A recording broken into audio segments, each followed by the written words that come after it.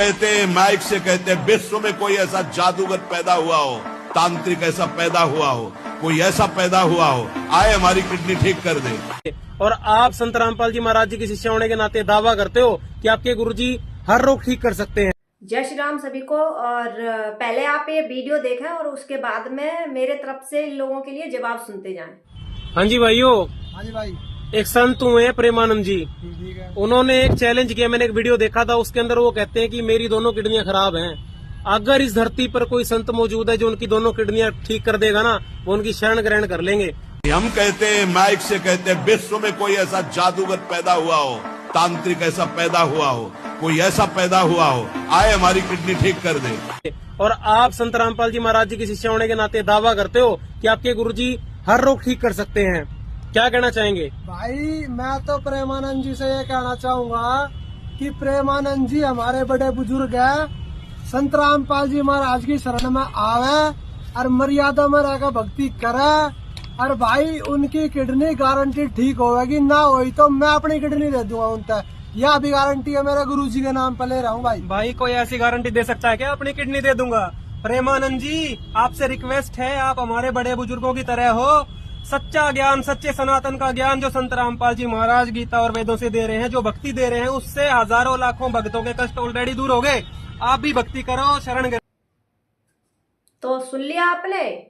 अबे भड़ुए, तू प्रेमानंद महाराज जी के बारे में बोल रहा है कि मतलब कि उनकी जो किडनी है, उन्होंने एक बार बोला था, बिल्कुल सच बोल रहे हैं वो, कि बाकी कोई अगर किसी के अंदर कोई ऐसी प्रॉब्लम हो गई है तो कोई ऐसा क्या कहते हैं तांत्रिक, कोई ऐसा बाबा ऐसा पैदा नहीं हुआ है जो मतलब उनकी किडनी वगैरह सही कर दे। तो उन्होंने ये बात बोली है तो बिल्कुल सही बोली है। और तू क्या बोल रहा है कि बड़े बुजुर्ग हैं और उनके शरण में आ जाएं, क्या नाम है? तो भाई इतने प्रेमानंद महाराज जी के दिन बुरे नहीं आ गए जो शरण में आ जाएंगे, क्योंकि वो इतने बड़े बुजुर्ग हैं, उन्हें इतना ज्ञान है और उन्हें 1% भी घमंड नहीं है, क्योंकि वो जिस तरीके से मतलब सबका सम्मान करके चलते हैं ना, कि लोगों को इस तरीके से समझते हैं, तो तुम्हारे जैसे लोगों के समझ में कभी नहीं आएगा। तो इस बात को तुम ये बोल रहे हो ना, बिल्कुल गलत बोल रहे हो कि मतलब उनको, प्रेमानंद महाराज जी को उनके शरण में आ जाना चाहिए। क्यों आ जाना चाहिए भाई? प्रेमानंद महाराज जी का क्या कम नाम है जो प्रेमानंद महाराज जी उनके शरण में आ जाएंगे?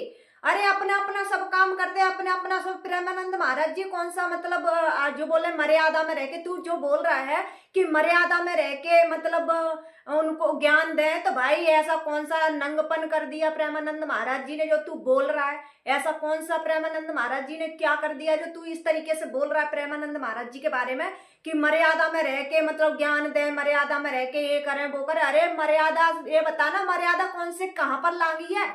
प्रेमानंद महाराज जी ने कहाँ पर कौन सी मर्यादा लांगी है? अरे वो तो इतने मतलब उनके इतने चाहने वाले हैं कि मतलब जिस तरीके से वो, ये नहीं कि गाड़ी वगैरह से बहुत कम ही वो आते हैं, ज्यादातर वो मतलब पैदल पद यात्रा करते हैं, क्योंकि जो भी है उनके भक्त हैं जो उन्हें पसंद करते हैं, तो उनको मतलब जितने भी हैं तो वो मतलब उनके दर्शन कर सकें। तो इसलिए ये थोड़ी ये ठरकी बातें करना छोड़ दो।